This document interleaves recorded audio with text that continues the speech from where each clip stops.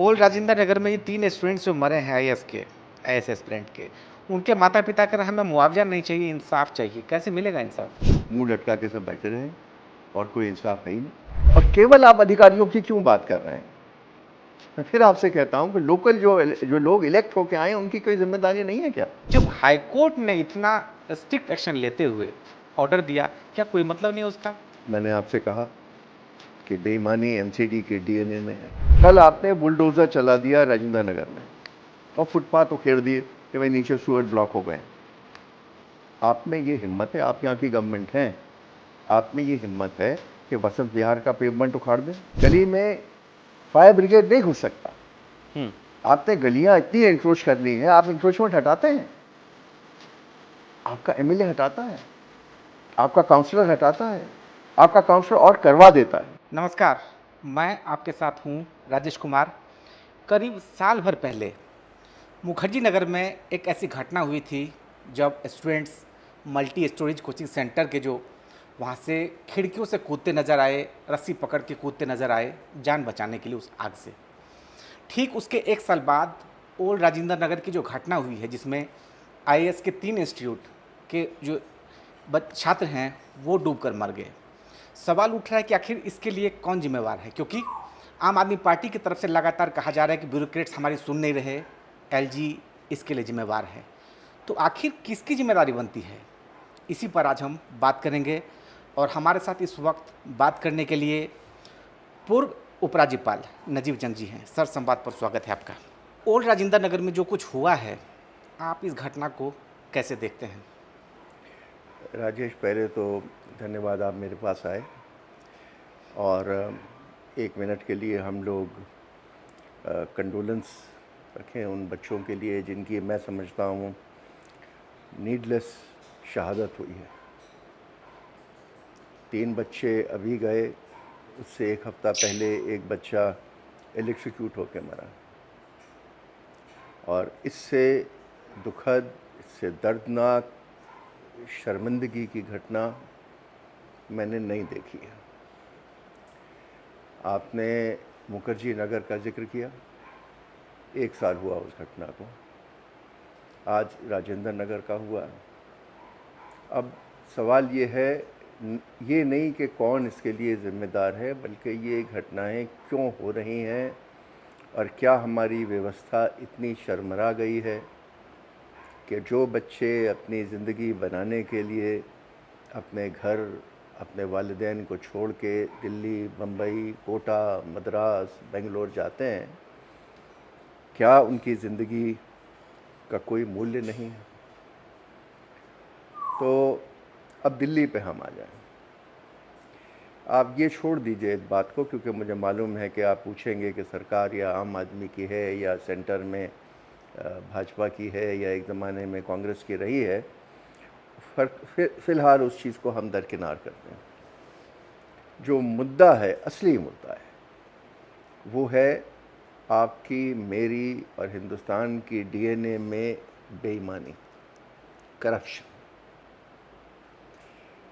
MCD के ज़र्रे ज़र्रे में, रोम रोम में करप्शन भरा हुआ है और इसको टैकल करने के लिए आज आम आदमी है, कल भाजपा थी, उससे पहले कांग्रेस थी, किसी ने कुछ नहीं किया है। आप दिल्ली के रहने वाले हैं, मैं भी दिल्ली का रहने वाला हूँ, आपके फोटोग्राफर्स भी दिल्ली के रहने वाले हैं।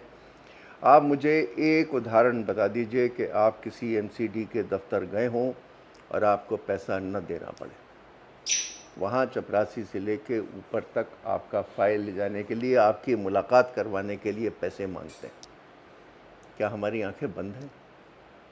और ये भी मेरा दावा है कि आज ये घटना हुई है तो आप सब शर्मसार हैं, सबको दुख है, प्राइम मिनिस्टर से लेके और नीचे तक सबको दुख है। लेकिन मैं ये आपको दावे से कह दूं कि 10 दिन बाद आप इस घटना को भूल जाएंगे। ये हमारी प्रॉब्लम हो गई। हमारी सब हिंदुस्तान की प्रॉब्लम ये है कि आज त्रासदी होती है और उसके 10 दिन बाद ये मुल्क भूल जाता है उसको, और इसलिए कुछ एक्शन नहीं होता। आज आप कमेटी बना रहे हैं, परसों आपको ये नहीं पता चलेगा कि इस कमेटी का हुआ क्या, कमेटी की रिपोर्ट कहाँ गई। 2500 रिपोर्टें पड़ी होंगी सरकारी फाइलों में, उनका हो क्या रहा है, किस पे एक्शन हुआ है। तो सबसे बड़ी बात मेरा सुझाव है, और मुझे मालूम है मेरे सुझाव को कोई नहीं मानेगा, लेकिन अगर आपको कानून बदलना पड़े, कॉन्स्टिट्यूशन बदलना पड़े, आज आप एमसीडी के हर एक अधिकारी कर्मचारी का नार्को टेस्ट करा दीजिए, आपको पता चल जाएगा कि कौन बेईमान है। और ये अगर आपने करा दिया तो हिंदुस्तान भर में बेईमानी कम हो जाएगी, क्योंकि आपको ये पता चल जाएगा, मुझे भी पता चल जाएगा कि किसने पैसा खाया है या खाता है। क्योंकि ये जो मुखर्जी नगर में घटना हुई थी, या आपने मुझे बताया कि दिल्ली में शायद 400 ऐसे कोचिंग सेंटर चलते हैं जो गैर कानूनी हैं, 583, 513, जिसमें से 67 को दिल्ली फायर सर्विसेज ने एनओसी दिया है, सिर्फ 67 को 583 में से। ये दिल्ली पुलिस ने अपने स्टेटस रिपोर्ट में बताया है। तो अब जब सिर्फ इतने को एनओसी मिला है और बाकी को नहीं मिला है, और आपका एमसीडी का इंजीनियर और कर्मचारी रोज़ वहाँ जा रहा है और पुलिस कांस्टेबल रोज़ वहाँ गश्त लगा रहा है, और आप देख रहे हैं कि वो जो बेसमेंट्स हैं वो डंजन हैं।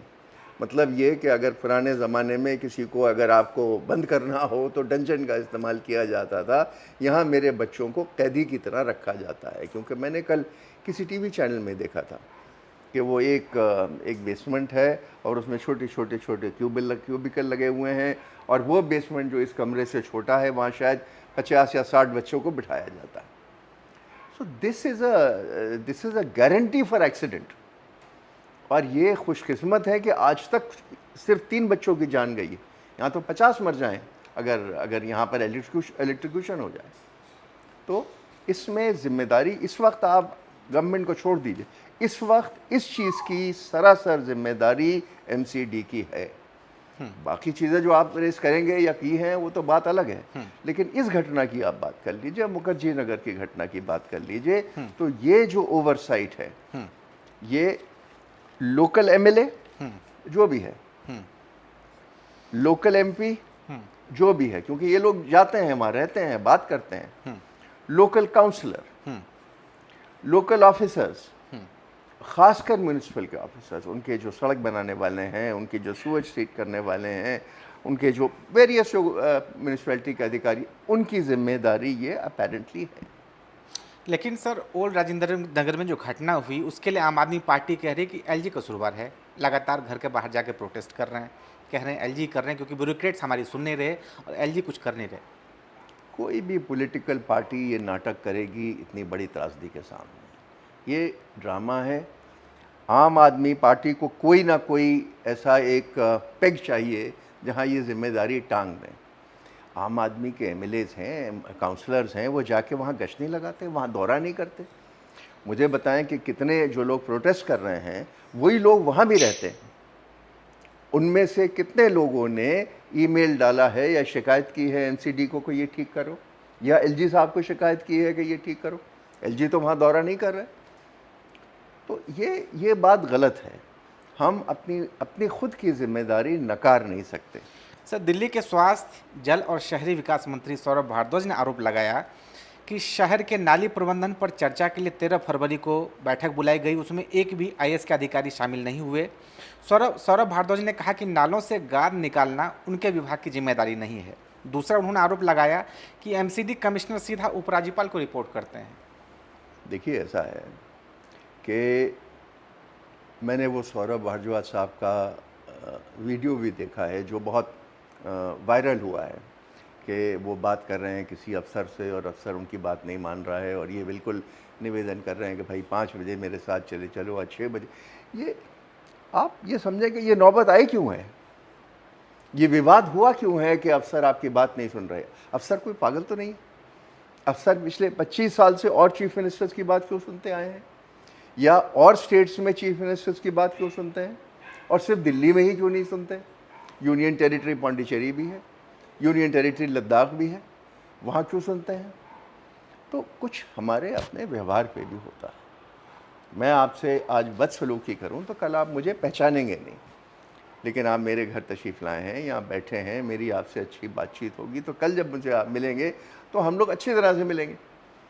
तो अब जो ताल्लुकात ख़राब हुए हैं दिल्ली में अफसरों में और ये विवाद हुआ है, ये ये ये होना नहीं चाहिए था। एक सर दिल्ली सरकार में राजस्व मंत्री आतिशी ने आरोप लगाया है कि नौकरशाही यूपीएससी अभ्यर्थियों की मौत की घटना की जांच में ढिलाई बरत रही है।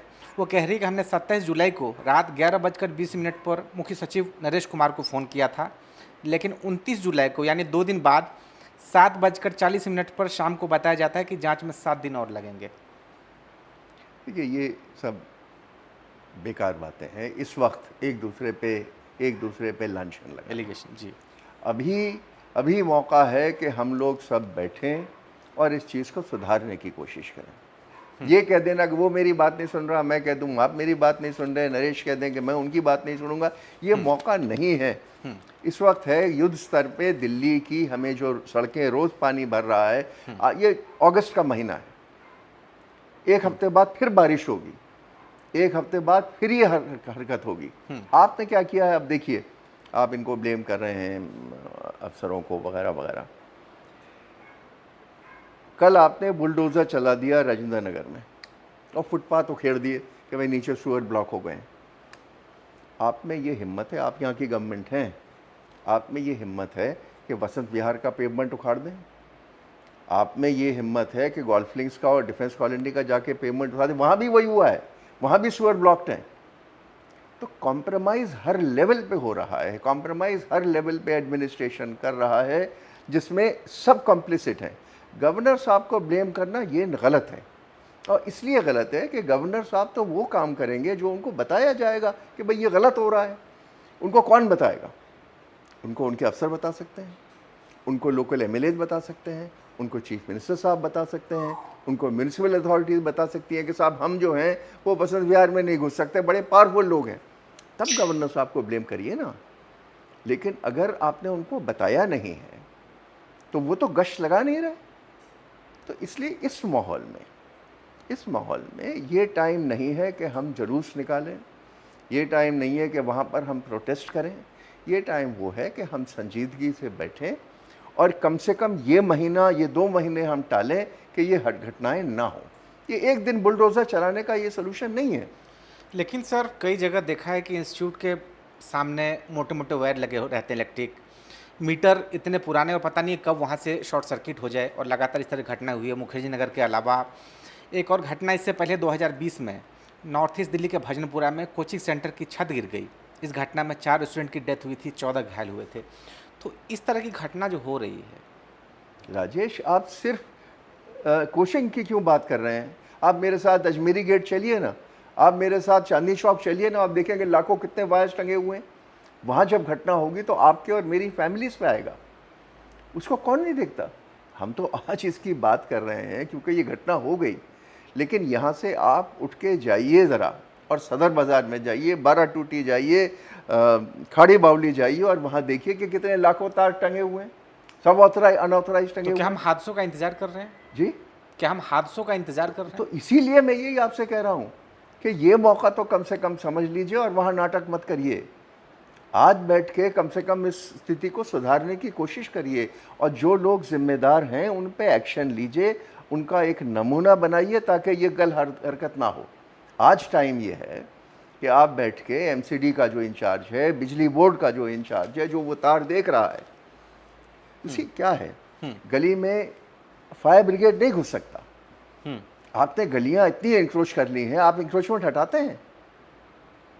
आपका एमएलए हटाता है, आपका काउंसलर हटाता है, आपका काउंसलर और करवा देता है। और आप क्या करते हैं? गरीब आदमी जो पान बेच रहा है उसको उठा के फेंक देते हैं, क्योंकि आप में शक्ति है। लेकिन आप में ये शक्ति नहीं है कि किसी आसूदा आदमी जो इनक्रोच किया हुआ है, जिसने वहाँ पर एक मस्जिद अपनी एक्सटेंड कर ली है, या मदरसा एक्सटेंड कर लिया है, या मंदिर एक्सटेंड कर लिया, उसको आप टच करने की हिम्मत नहीं करते। तो क्यों? यू आर इनवाइटिंग दिस, और ये होगा। लेकिन एक सवाल यह है कि सर दिल्ली का सर्वे सर्वा, क्योंकि एलजी है, सुप्रीम है, तो उनके ऊपर किस तरह की भूमिका होती है ऐसे मामलों को निपटने के लिए? किस तरह की जिम्मेदारी होती है जो कर सकते हैं? देखिए, ये बात समझने की है, क्योंकि ये बार बार सवाल आ रहा है कि लोकल गवर्नमेंट में, स्टेट गवर्नमेंट में और एलजी में क्या फ़र्क है। कॉन्स्टिट्यूशन अपनी जगह है, कॉन्स्टिट्यूशन में एक आर्टिकल 239 है। आर्टिकल 239 ये कहता है कि दिल्ली का एडमिनिस्ट्रेशन जो है वो सेंट्रल गवर्नमेंट देखेगी और सेंट्रल गवर्नमेंट के अधीनस्थ लेफ्टिनेंट गवर्नर होते हैं। लेकिन क्या देखेगी? लेफ्टिनेंट गवर्नर की जिम्मेदारी है पब्लिक ऑर्डर, पुलिस और लैंड। बाकी जो सब्जेक्ट्स हैं, एजुकेशन है, नाली है, फलाना है, ये है, सड़कें हैं, ये जिम्मेदारी लोकल गवर्नमेंट की है ना। जी। अच्छा, ये सुप्रीम कोर्ट ने भी माना है। अब विवाद आ रहा है कि अफसर किसके नीचे हैं। तो हमारे ज़माने में भी ये जो पहले मैंने चूँकि शीला जी के साथ भी काम किया है और हमसे पहले और गवर्नर्स ने भी काम किया है। गवर्नरी तो चीफ कमिश्नरी ख़त्म हो गई थी शायद 1969 में, जब झा साहब पहले लेफ्टिनेंट गवर्नर बने थे, 70 में बने होंगे। तो क्या डिसीशन हुआ था? डिसीशन ये था कि एक level of officer, joint secretary और उसके नीचे, क्योंकि बहुत सारे होते हैं, सेक्रेटेरिएट चलता है, तो चीफ मिनिस्टर साहब उनका तबादला कर देंगे और उससे ऊपर वाले जो अधिकारी हैं, जो सेक्रेटरी लेवल एंड अबव हैं, उनका तबादला लेफ्टिनेंट गवर्नर करते थे। लेकिन अगर चीफ मिनिस्टर ये कहेंगे कि आपने राजेश को एजुकेशन सेक्रेटरी बनाया और हमें ये पसंद नहीं आ रहा है सजेशन, हम चाहते हैं कि राजेश को आप PWD में रखें क्योंकि राजेश का वहाँ इंटरेस्ट है, राजेश इंजीनियर हैं, तो लेफ्टिनेंट गवर्नर मान लेते थे, कोई विवाद नहीं था। ये विवाद 2014 में शुरू हुआ है, क्योंकि आज आतिशी जो वहाँ आप कह रही हैं प्रोटेस्ट कर रही हैं, ये विवाद शुरू किसने किया है, किस पार्टी ने किया है, और ये 30-35 साल क्यों नहीं हुआ?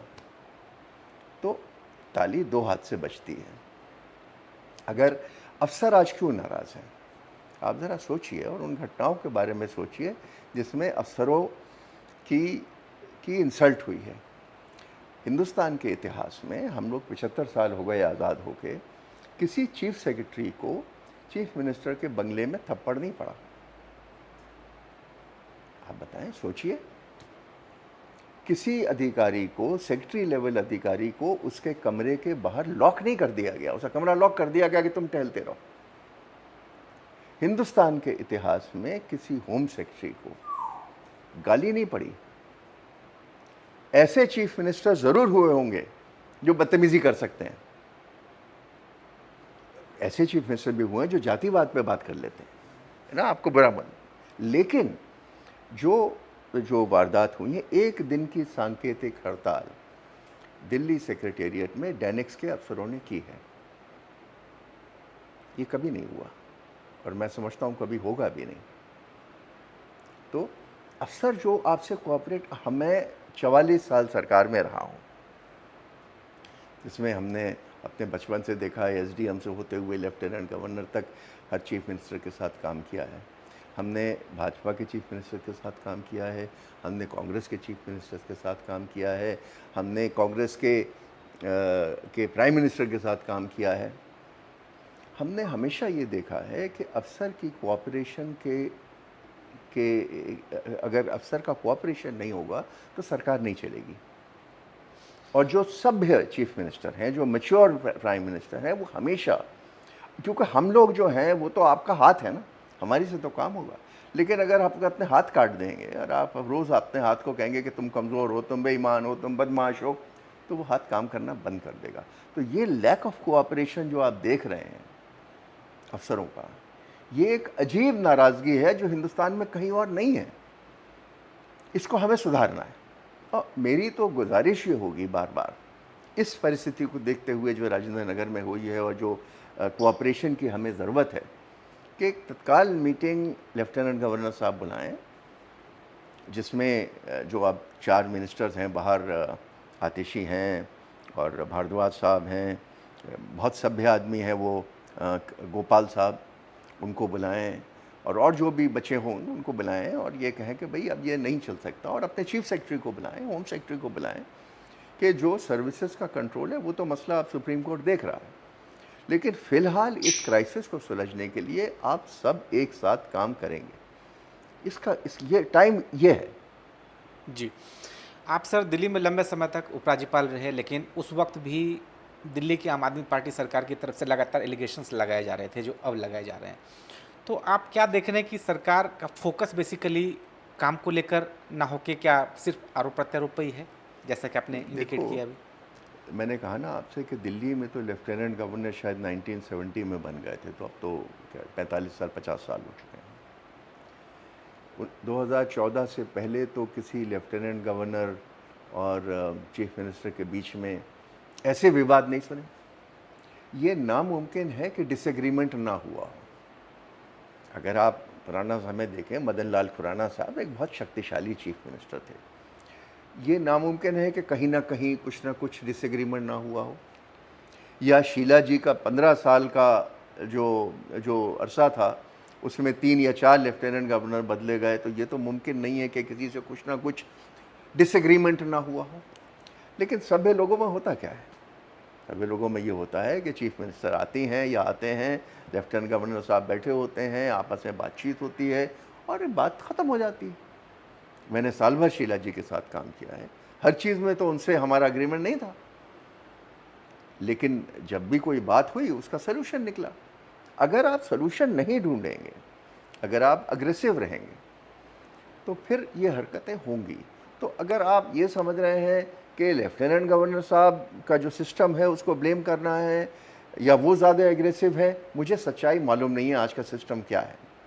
लेकिन मैं ये ज़रूर कह सकता हूँ कि चीफ मिनिस्टर साहब को भी चीफ मिनिस्टर बने हुए अब 10 साल हो गए, तो इनमें एक सर्टन मेच्योरिटी आ गई है। ये नेशनल लीडर बन रहे हैं। केजरीवाल साहब 2 सरकारें चलाते हैं, पंजाब में चलाते हैं, दिल्ली में चलाते हैं, उनके गुजरात में भी एमएलए हैं, वो गोवा जाके भी चुनाव लड़े थे। एक नेशनल लीडर की हैसियत से उनको अब बैठना चाहिए एलजी के साथ, और एलजी साहब में ये बड़प्पन दिखाना चाहिए कि उनको बुलाएं और बैठ के बात हो और ये मसला ख़त्म हो। जी, लेकिन केजरीवाल तो सर तिहाड़ जेल के अंदर हैं, तो क्या आपको ये लगता है कि ये भी एक फैक्टर है कि जैसा कि आम आदमी पार्टी और एलिगेशंस लग रहा है कि केजरीवाल जब खुद अंदर हैं तो फिर दिल्ली वालों का क्या हाल होगा?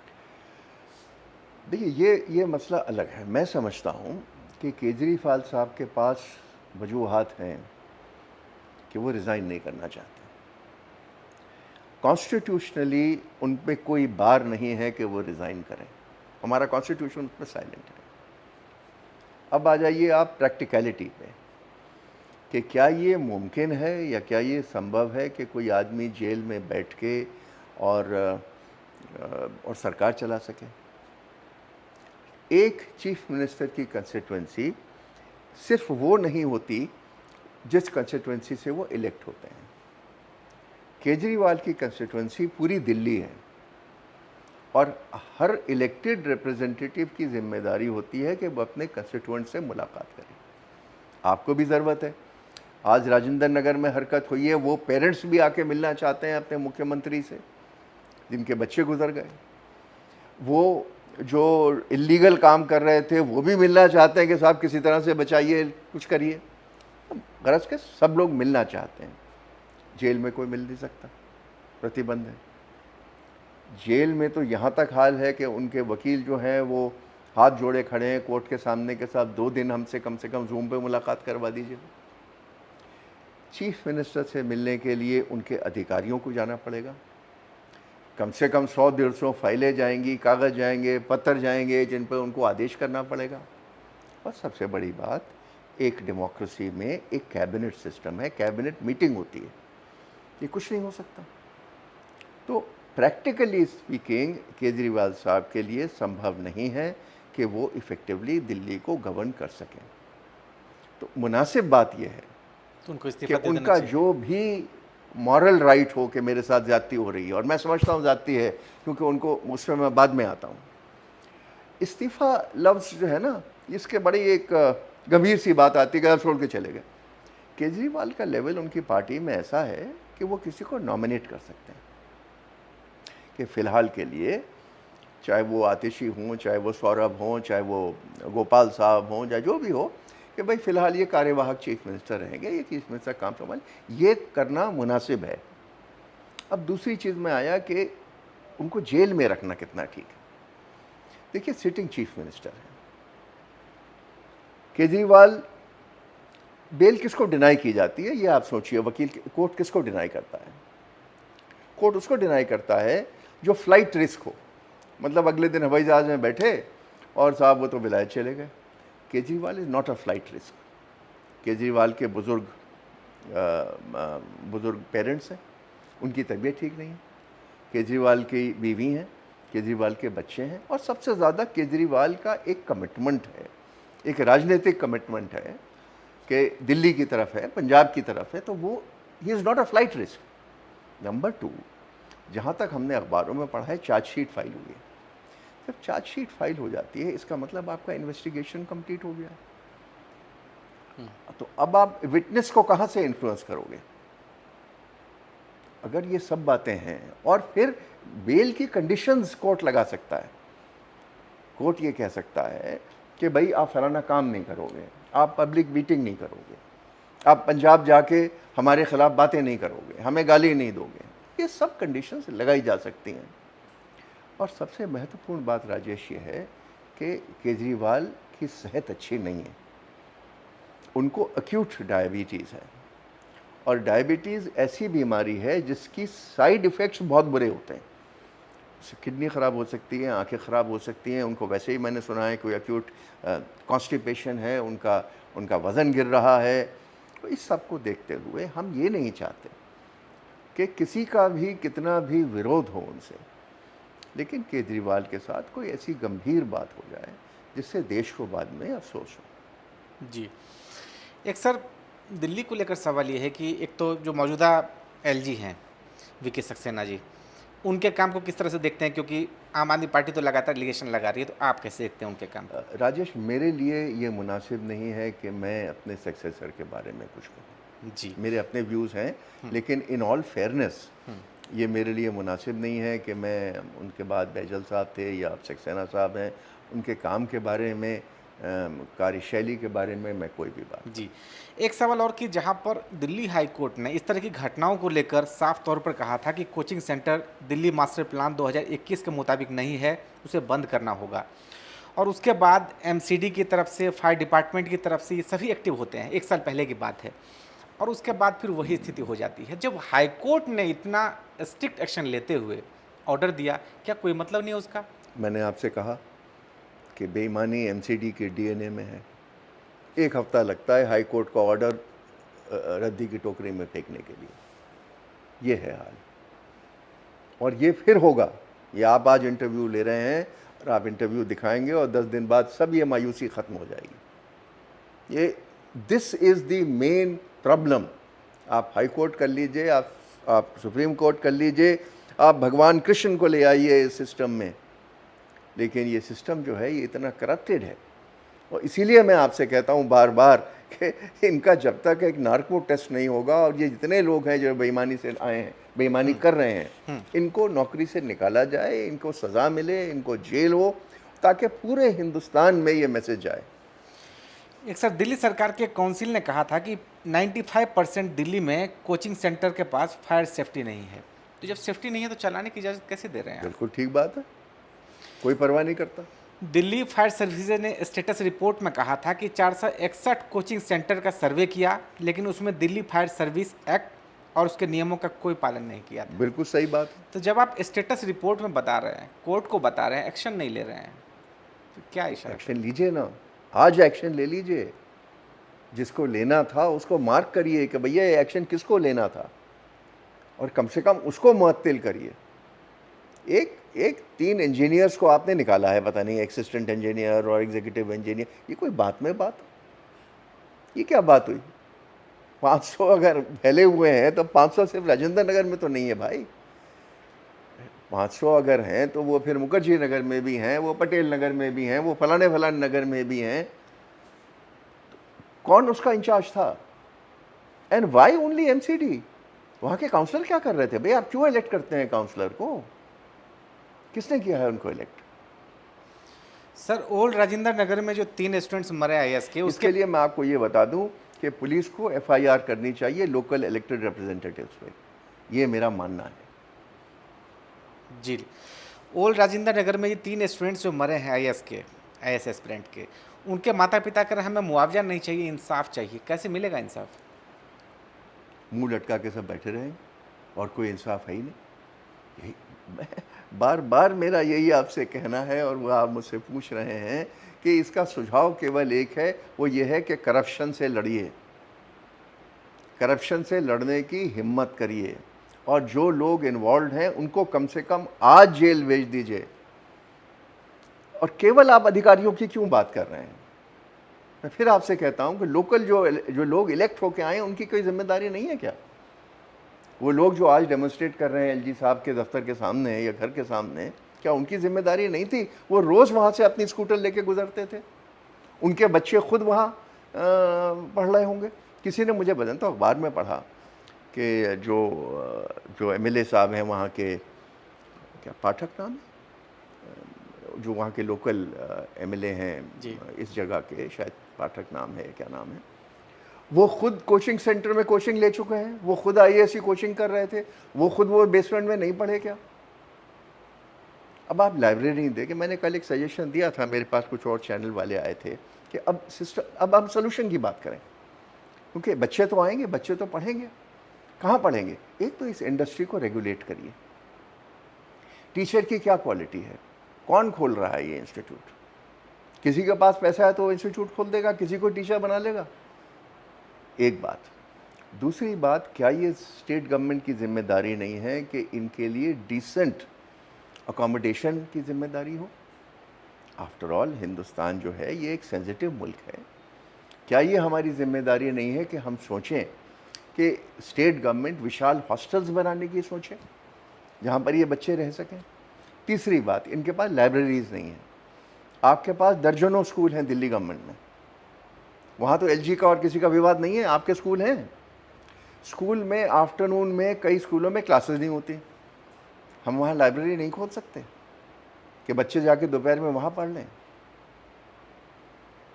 मैंने तो ऑफ द कफ बात की है, ये सिस्टम तो सोचना पड़ेगा। लेकिन आप अब सोल्यूशन की बात करिए। जो घटना हो गई वो तो हो गई, लेकिन बच्चे तो अब भी आएंगे। मैं खुद उस सिस्टम से निकला हूँ, हम लोग खुद। You see the problem is कि कोचिंग तो एक हिंदुस्तान में बीमारी हो गई है। बाहर किसी मुल्क में कोचिंग नहीं होती है मेरे दोस्त। आपका बच्चा चौथी जमात से ट्यूशन में जा रहा है, क्योंकि क्लास में उसकी टीचर जो है वो कहती है कि भाई क्लास तो ठीक है, लेकिन शाम को मेरे यहाँ आ जाओ ट्यूशन के लिए। एक इंडस्ट्री खुली हुई है, इलीगल इंडस्ट्री, उसको आप टच नहीं करते। तो बच्चे आएंगे ट्यूशन के लिए क्योंकि इनके जो स्कूल हैं और कॉलेजेस हैं इनकी अपनी डिस्ट्रिक्ट से और स्टेट में वो कमज़ोर हैं। आईएएस की ट्रेनिंग एक स्पेशलिस्ट कोचिंग हो गई है। इट इज़ लाइक कि आपको मेडिसिन का इम्तहान देना है और आपको आर्किटेक्चर का इम्तहान देना है, उसी तरह अब जहाँ 14 लाख बच्चा एक एग्ज़ाम में बैठ रहा है और उसका सिलेक्शन तो आईएएस में तो शायद अब 100-150 आते होंगे, तो आप परसेंटेज निकाल लीजिए कि पॉइंट कितना कितना आपको अच्छा होना पड़ेगा। तो उतना अच्छा होने के लिए आपको कोचिंग चाहिए, मेहनत करनी है, लाइब्रेरीज चाहिए। आप कैसे पढ़ेंगे अगर आप आके थर्ड क्लास एनवायरनमेंट में रहते हैं? मैंने फिर इस वारदात के बाद देखा कि बच्चे 4-4, 5-5 बच्चे वैसे रह रहे हैं जैसे दुबई में हमारा जाके लेबर रहता है, कि इतना सा किचन है, वहीं पर बेचारों के बर्तन हैं, वहीं क्या वो कुकिंग करते हैं। अब फिर सोचिए आप, यहाँ बच्चियाँ भी हैं, बच्चियाँ जो हैं वो अपने कपड़े कहाँ सुखाती हैं? एक लड़की है, उसके अंडरगारमेंट्स हैं, वो अपने कपड़े धो के कहाँ सुखाती है? आप रोज़ देखते हैं सड़क से गुजरते हुए कि ये लड़की के, और फिर आप सीटी बजाते हैं और फिर कहते हैं कि तुम आईएएस की कोचिंग कर रही हो। तो उसकी मेंटल स्थिति पढ़ने में है या अपनी इज्जत बचाने में है? ये sociological problem is a very serious problem. तो ये एलजी साहब को ब्लेम करना और आम आदमी को ब्लेम करना या भाजपा को ब्लेम करना, इससे ऊपर आपको उठना पड़ेगा और इन सब को बैठ के इस पे विचार करना पड़ेगा कि ये बच्चे हिंदुस्तान का फ्यूचर हैं, इनको हमें कंफर्टेबल करना है, इनको रेजिडेंशियल फैसिलिटी देनी है, इनको इनके खाने पीने का इंतज़ाम करना है, इनके एक्सरसाइज का इंतज़ाम करना है और इनको इस एनवायरनमेंट में रखें कि एक हेल्दी कोचिंग होती है। आप जामिया जाएं, फर्स्ट क्लास एनवायरनमेंट है। कोचिंग इंस्टीट्यूट मैंने खोला था वहाँ का, आज 2010 में जब मैं वहाँ वाइस चांसलर था। तो वहाँ रहने के भी इंतज़ाम है, वहाँ खाने का भी इंतज़ाम है, वहाँ पढ़ाई का भी इंतज़ाम है, वहाँ लाइब्रेरी भी है। ऐसे कोचिंग इंस्टीट्यूट्स हैं जो सही चलते हैं, जो पैसा नहीं बनाते, लेकिन अगर आप एक्सप्लॉइट करेंगे बच्चे को और सरकार उसको देखेगी नहीं, सरकार उसको उसको दरकिनार कर देगी उसकी प्रॉब्लम, तो आप अफसर पैदा नहीं करेंगे, आप एक अजीब इंसान पैदा करेंगे अपनी अफसरान में। ऐसे सोचिए, और आपकी चैनल की बड़ी जिम्मेदारी है कि ये बात सरकार संजीदगी से समझे। कमेटी बनाने से कुछ नहीं होगा, 4 इंजीनियर आप ख़त्म कर देंगे, निकाल दिया जैसे आपने किया, और एक कमेटी की रिपोर्ट आ जाएगी कि साहब इंजीनियर सो रहा था। नी जर्क रिएक्शन, एक ड्राइवर गाड़ी चला रहा है, आपने उसको बंद कर दिया कि उसके पानी से गेट टूट गया। अरे भाई, अगर गाड़ी चला रहा है आदमी तो नहीं चलाएगा क्या? आप रोज़ गाड़ी चलाते हैं और उसमें पानी के थ्रू निकालते हैं, आप गाड़ी रोक देते हैं क्या? आपने उसको आपने उठा के बंद कर दिया। तो let us not take knee jerk reaction, बैठ के गंभीरता से सोचिए। और ये जो 4 शहादतें हुई हैं एक हफ्ते के गैप में, इसको, इनका बलिदान वेस्ट नहीं जाना चाहिए। जी।